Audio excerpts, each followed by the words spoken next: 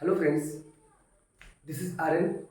और ये जो है हमारा फिजिक्स का वन लाइनर वाला पहला वीडियो है। यानी ये जो है हमने जो है बायोलॉजी के जो है लगभग 7 वीडियो अपलोड कर दिए हैं। और ये जो है फिजिक्स के लिए जो है बिल्कुल बेसिक क्वेश्चन है, बिल्कुल बेसिक। यानी यहीं से जो है फिजिक्स की शुरुआत होती है। ये वन लाइनर के रूप में है। और जितने भी कम्पिटिटिव एग्ज़ाम हैं, हर कम्पिटिटिव एग्ज़ाम में जो है ये बहुत इंपॉर्टेंट है। यानी हर कम्पिटिटिव एग्जाम में यहाँ से जो है फिजिक्स से अगर क्वेश्चन आएंगे तो जरूर मिलेंगे। ठीक है, ये जो है आराम आराम से जो है लगभग 25 क्वेश्चन लगभग हैं। और हर मतलब वीडियो में 25-25 क्वेश्चन करके जो है आराम से जो है करते हुए चलेंगे, जिससे जो है एग्जाम जो आने वाले जो एग्ज़ाम होंगे उनमें हमें जो है फायदा मिल सके उसका। पहला क्वेश्चन है ये फिजिक्स का है, पार्ट 1। पहला क्वेश्चन है भौतिक विज्ञान के पिता।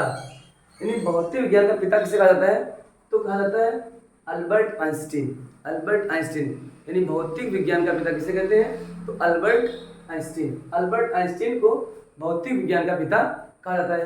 नेक्स्ट क्वेश्चन है आधुनिक भौतिक विज्ञान के पिता। यानी आधुनिक भौतिक विज्ञान के पिता जो है, जो आधुनिक भौतिक विज्ञान के पिता हैं उन्हें कहते हैं गैलीलियो गैलीली। गैलीलियो गैलीली को जो है आधुनिक भौतिक विज्ञान का पिता कहा जाता है। नेक्स्ट क्वेश्चन है एसआई पद्धति में मूल मात्रक संख्या। एसआई पद्धति में जो है मूल मात्रक कितने हैं? एसआई पद्धति में जो है कुल टोटल 7 जो है मूल मात्रक हैं, 7। नेक्स्ट क्वेश्चन है वे सभी मात्रक जो मूल मात्रकों की सहायता से बोले जाते हैं या बनाए जाते हैं, लिखे जाते हैं, उन्हें कहते हैं व्युत्पन्न मात्रक। यानी वे सभी मात्रक जो मूल मात्रकों की सहायता से बनते हैं उन्हें जो है क्या कहते हैं? व्युत्पन्न मात्रक कहा जाता है। नेक्स्ट क्वेश्चन है प्रकाश वर्ष। प्रकाश वर्ष क्या है? प्रकाश वर्ष क्या है? तो प्रकाश वर्ष जो है दूरी का मात्रक है। प्रकाश वर्ष दूरी का मात्रक है। और एक प्रकाश वर्ष बराबर होता है 9.46 इंटू 10⁻15। यानी 9.246 इंटू 10⁻15 मीटर होता है। यानी एक प्रकाश वर्ष बराबर होता है 9.46 इंटू 10⁻15 मीटर। नेक्स्ट क्वेश्चन है दूरी मापने की सबसे बड़ी इकाई क्या है? ये दूरी मापने के लिए, यानी दूरी को मापने के लिए दूरी की सबसे बड़ी इकाई क्या है? तो दूरी की सबसे बड़ी इकाई है पारसेक। और एक पारसेक बराबर होता है 3.26 प्रकाश वर्ष। ये दूरी मापने की जो सबसे बड़ी इकाई है उसका नाम है पारसेक। और एक पारसेक बराबर होता है 3.26 प्रकाश वर्ष। अगला क्वेश्चन है बल का सीजीएस पद्धति में मात्रक क्या है? यानी बल को जो है बल का सीजीएस पद्धति में मात्रक है डाइन। बल का सीजीएस पद्धति में जो है मात्रक है डाइन। एसआई में इसका जो एसआई में क्या है? एसआई मात्रक जो है जूल। बल का एसआई मात्रक है जूल। और सीजीएस पद्धति में डाइन। और 1 जूल बराबर होता है 10⁻7 अर्ग।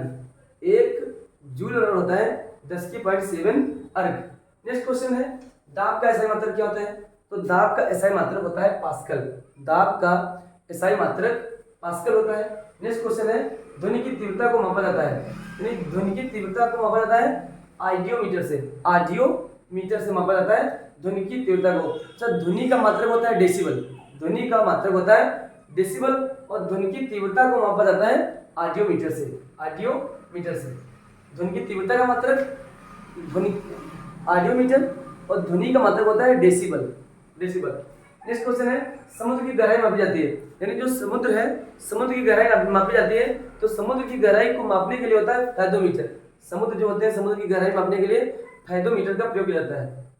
नेक्स्ट क्वेश्चन है महासागर में डूबी वस्तुओं का पता लगाने के लिए किस चीज का प्रयोग करते हैं? यानी जो महासागर है, जैसे महासागरों में सागर है, समुद्र है, इनमें कोई चीज अगर गहराई मिली जाती है तो उनका पता लगाने के लिए जो है यूज करते हैं सोनार का प्रयोग करते हैं। सोनार। नेक्स्ट क्वेश्चन है भूकंप किससे मापा जाता है? यानी भूकंप मापने की इकाई क्या है? तो सिस्मोग्राफ। यानी भूकंप मापने की इकाई होती है सिस्मोग्राफ। भूकंप मापने की इकाई सिस्मोग्राफ है। पौधे में वृद्धि का मापन किया जाता है। यानी जो पौधे होते हैं, पौधे जो वृद्धि करते हैं, जो बढ़ते हैं, उगते हैं, बड़े होते हैं, तो जो बड़े होते हैं इनका जो मापन किया जाता है तो क्या जाता है? कैस्कोग्राफ से। पौधों में वृद्धि का मापन किया जाता है किसकोग्राफ का प्रयोग किया जाता है। अच्छा ठीक, कुछ मात्रक जैसे कि रक्तचाप का मात्रक, यानी रक्तचाप का मात्रक क्या है, स्फग्नोमैनोमीटर। रक्तचाप का मात्रक है स्फग्नोमैनोमीटर। नेक्स्ट क्वेश्चन है, हृदय की गति सुनने के लिए, यानी हृदय की जो गति होती है उसको सुनने के लिए किसका प्रयोग करते हैं, तो स्टेथोस्कोप का, स्टेथोस्कोप का प्रयोग करते हैं हृदय की गति को सुनने के लिए। दूध का आपेक्षिक जो घनत्व होता है, दूध का आपेक्षिक घनत्व को मापने के लिए प्रयोग करते हैं लैक्टोमीटर का। नेक्स्ट क्वेश्चन है, गैसों का जो दाब होता है, गैसों का दाब मापा जाता है मैनोमीटर से। और सापेक्ष आर्द्रता, जो सापेक्ष आर्द्रता होती है उसको मापते हैं हाइग्रोमीटर से, हाइग्रोमीटर से। अच्छा नेक्स्ट है वर्षा मापी यंत्र, जो वर्षा मापी यानी वर्षा को मापने के लिए जो यंत्र प्रयोग करते हैं उसको बोलते हैं रेन गेज। वर्षा को मापने के लिए रेन गेज का प्रयोग करते हैं। भूकंप की तीव्रता को मापते हैं रिक्टर स्केल पर, यानी रिक्टर स्केल पर उस पर एक जो है एक पॉइंट जो लगभग 10 गुना होता है। हर एक पॉइंट, जैसे एक पॉइंट बढ़ोगे तो हर एक पॉइंट 10 गुना ज्यादा होता है। हर पॉइंट जो है 10 गुना भयंकर होता है, खतरनाक होता है। धारा की माप, धारा की माप जो की जाती है उसको की जाती है एमीटर से। धारा की माप एमीटर से। ये बता रहे हैं, यानी रक्तचाप की माप, जो रक्तचाप को मापते हैं स्फग्नोमैनोमीटर से। हृदय की गति सुनने के लिए स्टेथोस्कोप को। दूध की अपेक्षित घनत्व, जो दूध का जो अपेक्षित घन होता है उसको लैक्टोमीटर से मापते हैं। और गैसों का दाब मैनोमीटर से मापते हैं। और सापेक्ष आर्द्रता हाइग्रोमीटर से मापते हैं। वर्षा मापी यंत्र रेन गेज होता है। और भूकंप की तीव्रता रिक्टर स्केल से मापी जाती है। और इसमें हर एक अगला पॉइंट जो है 10 गुना भयंकर होता है, खतरनाक होता है। और जो है धारा की माप एमीटर से मापते हैं। ये कुछ माप्स हैं, ये जो है ये जो बहुत इंपॉर्टेंट है, यहाँ से जो क्वेश्चन आने की संभावना रहती है बिल्कुल। पहला क्वेश्चन है अदिश राशि है। अदिश राशि यानी अदिश मतलब जो होता है इसमें जो है परिमाण, मतलब जो क्या होता है दिशा नहीं होती है, परिमाण होता है लेकिन दिशा नहीं होती है। तो अदिश राशि कौन कौन सी होती है, अदिश द्रव्यमान है, चाल है, आयतन। द्रव्यमान, चाल, आयतन, कार्य, समय। द्रव्यमान,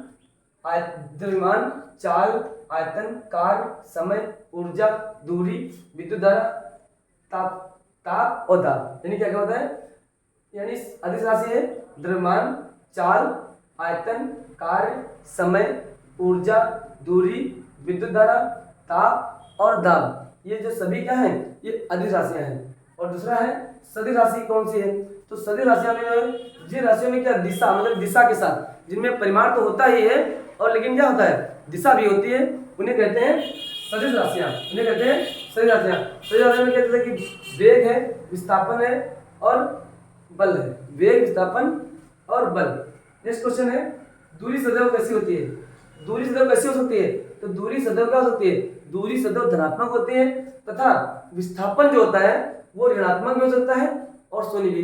यानी दूरी सदैव क्या होती है, दूरी सदैव धनात्मक होती है और विस्थापन ऋणात्मक भी हो सकता है, यानी ऋणात्मक भी हो सकता है और शून्य भी हो सकता है। नेक्स्ट क्वेश्चन है भौतिकी का पिता, यानी भौतिकी का पिता कौन है, तो भौतिकी का पिता न्यूटन को माना जाता है। जबकि भौतिक विज्ञान का पिता अल्बर्ट आइंस्टीन, आधुनिक भौतिक के पिता तो गैलीलियो गैलीली। और भौतिकी के पिता, तो भौतिकी के पिता है न्यूटन। न्यूटन को कहा जाता है भौतिकी का पिता। नेक्स्ट क्वेश्चन है न्यूटन की पुस्तक का नाम, यानी न्यूटन की पुस्तक का क्या नाम है, तो न्यूटन की पुस्तक का नाम है प्रिंसिपिया। प्रिंसिपिया यानी न्यूटन की पुस्तक का नाम है प्रिंसिपिया। ये जो है इन्होंने जो ये पुस्तक जो है 1687 में निकाली थी और इसमें सबसे पहले इन्होंने जो है गति के नियमों की व्याख्या की। इसमें जो है इन्होंने गति के नियम बताए और कुल मिलाकर जो है 3 गति के नियम 3 होते हैं। नियमों, अगर नियमों को बताना है तो उसके लिए जो है अलग से क्लास ही लेनी पड़ेगी, मतलब कि जो है बहुत सारे नियम हैं। तो कभी जब ये इंपॉर्टेंट खत्म हो जाएगा, बिल्कुल इंपॉर्टेंट क्वेश्चन करवा देंगे, तो ये सब सारे अलग अलग करवाएंगे, जैसे कि न्यूटन के गति के नियम या जितने भी जैसे कि मात्रक है उनका एसआई मात्रक, सीजीएस मात्रक क्या होता है, तो ये सभी जो क्लास है इसमें एक मतलब अलग से ही ले सकते हैं, साथ साथ हो ही नहीं सकता है। इसलिए जो है थोड़ा इस बातों का जो है ध्यान रखना पड़ेगा कि ये नियम साथ साथ नहीं हो सकते हैं। नियमों से जो है ज़्यादा गहराई से क्वेश्चन नहीं पूछ जाते हैं, और जब ये ज़्यादा इंपॉर्टेंट वाला खत्म हो जाएगा तब जो तुरंत जो है हम शुरू करेंगे, जो बड़े बड़े टॉपिक हैं, एक टॉपिक उठाएंगे और उसको पूरा जो है जितने भी क्वेश्चन में से होते हैं अच्छे से सारे क्वेश्चन जो है एक्सप्लेन किए जाएंगे। पहला क्वेश्चन है पृथ्वी की सतह पृथ्वी की सतह से ऊपर, यानी पृथ्वी की सतह से अगर ऊपर जाओ या पृथ्वी की सतह से नीचे जाओ, तो ऊपर जाने या नीचे जाने में जो है जी का मान क्या होता है, चाहे यानी पृथ्वी की सतह से चाहे ऊपर जाओगे या फिर नीचे जाओगे, हमेशा जी का मान घटता है, जी का मान हमेशा घटता है। नेक्स्ट क्वेश्चन है, पृथ्वी के ध्रुवों पर जी का मान, यानी जो पृथ्वी के जो ध्रुव हैं, ध्रुव यानी पोल्स हैं, पोल्स पर जाने पर क्या होता है, जी का मान महत्तम होता है, अधिकतम होता है, बढ़ जाता है। नेक्स्ट क्वेश्चन, यानी पृथ्वी के ध्रुवों पर जाने पर, यानी पोल्स पर जाने पर क्या होता है, ध्रुवों का मान बढ़ जाता है। नेक्स्ट क्वेश्चन है, विषुवत रेखा पर जी का मान क्या होता है, तो विषुवत रेखा पर जो है जी का मान क्या होता है, न्यूनतम होता है, जी का मान न्यूनतम होता है। नेक्स्ट क्वेश्चन है, पृथ्वी का घूर्णन गति बढ़ने पर, यानी अगर पृथ्वी की घूर्णन गति बढ़ जाती है तो जी का मान क्या हो जाता है, तो जी का मान कम हो जाता है। पृथ्वी की अगर घूर्णन गति बढ़ती है तो जी का मान कम हो जाता है। लास्ट क्वेश्चन है, ग्रहों की गति से संबंधित नियमों को का प्रतिपादन किया, यानी जो ग्रहों से संबंधित जो नियम है उनका प्रतिपादन मैंने किया था, तो केपलर ने, यानी ग्रहों से संबंधित नियमों का प्रतिपादन किसने किया था, केपलर ने। कुछ क्वेश्चन है जिनको बताना है, यानी पृथ्वी की सतह से ऊपर या नीचे जाने पर जी का मान घटता है। पृथ्वी जो है पृथ्वी के ध्रुवों पर, यानी पृथ्वी के जो ध्रुव है, एक उत्तरी ध्रुव है और एक दक्षिणी ध्रुव, 90 डिग्री जो नॉर्थ होता है वो उत्तरी ध्रुव है और जो 90 डिग्री साउथ होता है वो दक्षिणी ध्रुव है। ध्रुवों पर जाने पर जी का मान क्या होता है, महत्तम होता है, यानी बढ़ जाता है। नेक्स्ट क्वेश्चन है, विषुव रेखा पर जी का मान न्यूनतम होता है और पृथ्वी की घूर्णन गति बढ़ने पर जी का मान कम हो जाता है। और ग्रहों के गति से जो संबंधित नियम है, जो नियमों का प्रतिपादन किया था केपलर ने। ये बहुत छोटा सा मतलब जो है 25 क्वेश्चन थे और बहुत अच्छे क्वेश्चन है। इस प्रकार से जो है अब फिजिक्स का भी जो है धीरे धीरे क्वेश्चन करवा देंगे, क्योंकि जो है फिजिक्स जैसे ग्रुप डी वगैरह के लिए भी बहुत इंपॉर्टेंट होती है, तो वहाँ से जो है इसको जो करें आराम से। और जो बड़े बड़े जो पार्ट हैं वो जैसे कि कुछ बड़ा ज़्यादा मतलब टॉपिक है, तो धीरे धीरे जो उसको बाद में जैसे जैसे टाइम मिलेगा वो समझा जाएगा। अच्छे से पढ़ते रहें। थैंक्स टू लिसनिंग, धन्यवाद।